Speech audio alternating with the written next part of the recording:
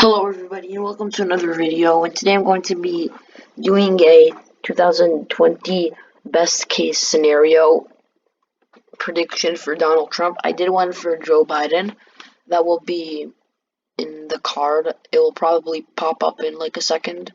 So I'm going to be just going through what would be Donald Trump's best case scenario, how he could perform the best, like which swing states he would be able to carry. Maybe he'd be able to narrow margins in some Biden states. So that's just what I'm going to be looking at. So I'm just going to fill out states that would go to him by over 15% in his best case scenario. So that includes Mississippi and South Carolina and Missouri, which I usually classify as likely. So yeah, we have the safe 125. States that wouldn't really be affected by a best case scenario are California, Hawaii, New York, Vermont, Massachusetts, Maryland, DC, and that's basically it. Also Illinois. So here we have Trump with 125 and Biden with 135. I don't know about Texas being safe. It just isn't realistic. Even in a best case Trump scenario, it would probably still be likely. Same thing with Georgia. It would probably be a 6-point win in his best case scenario. I'm having a hard time seeing him do better than that. Arizona, it has a chance of being likely, but it wasn't likely in 2016. It went to Trump by a pretty small margin. But to be honest, it's a best case scenario. Maybe he wins just over 5% more than Joe Biden, so I'll classify it as likely. Maybe North Carolina. I'm also having trouble with that state. It was very close. The margin was 3.6%, so I don't know. Maybe it could be likely. It's possible, but I don't think that Florida would be likely. I think it would just be a lean state, maybe going by 4%, because even in the Obama landslide in 2008, it only went to him by 3%. So I just don't think that Florida, regardless of what happens, is always close. It's just something about the state that makes it very close, but that just makes it very hard for Trump to win by a likely margin. So I'm just going to leave it as lean. Now I'm going to go to some Biden states like Rhode Island and Connecticut. To be honest, those were already likely in 2016. So, yes, I think they would just stay likely. They wouldn't really get any closer. Likely, at least in my opinion, is 5% to 15%. So, in that scenario, you just have all of these northeastern states going by a likely margin. Also, Maine's 1st congressional district, and then I think that you could have Maine's 2nd congressional district going by over 15% to Donald Trump. I know it went to him by 10 points, but I think that he has a possibility of doing better there. So then he'd win Maine at large. And in Washington, in the best case scenario, Trump would absolutely win there. Same thing with, not absolutely win there. He would absolutely make it a likely state. I'm sorry, that just doesn't sound as dramatic. But yeah, it would probably be a likely state. It wasn't in 2016, but it was very narrowly a safe state compared to a likely state. Oregon, that's a likely state.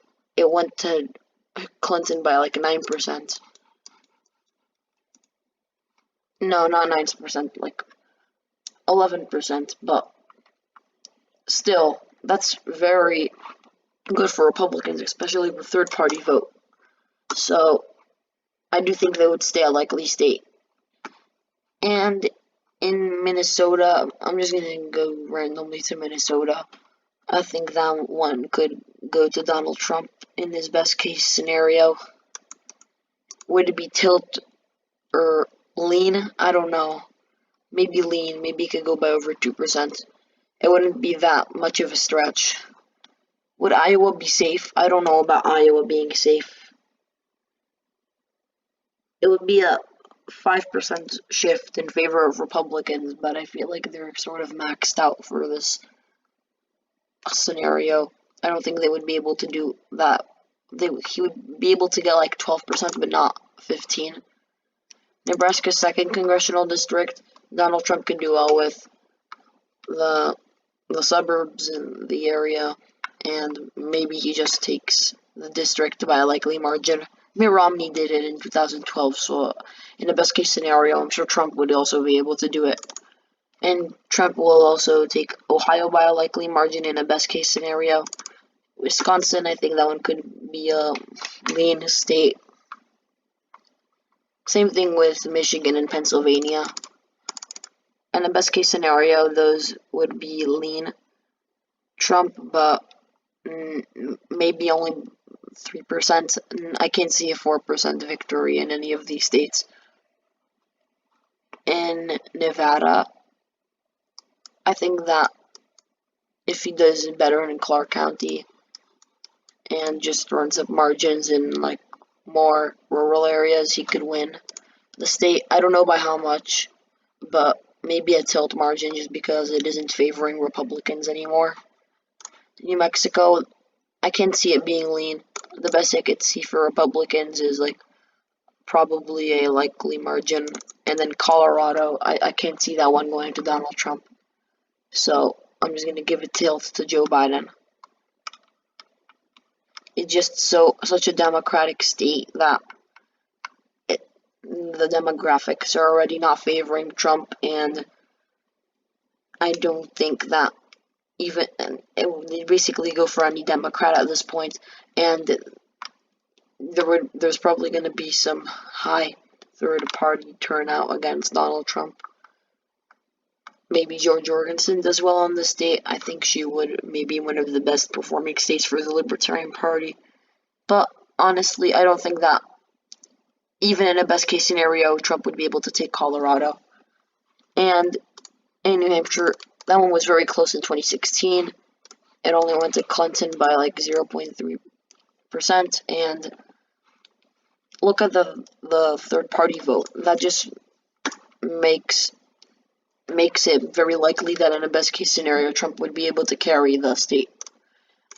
I think that Virginia, I don't think I would give that to Donald Trump. I think that Joe Biden will do well with the suburban voters and with the African American vote in around Richmond. Maybe Donald Trump does better in the more rural areas, but I just think that it would go to Biden even in a best case scenario. So this is the final electoral map for a best case scenario for Donald Trump.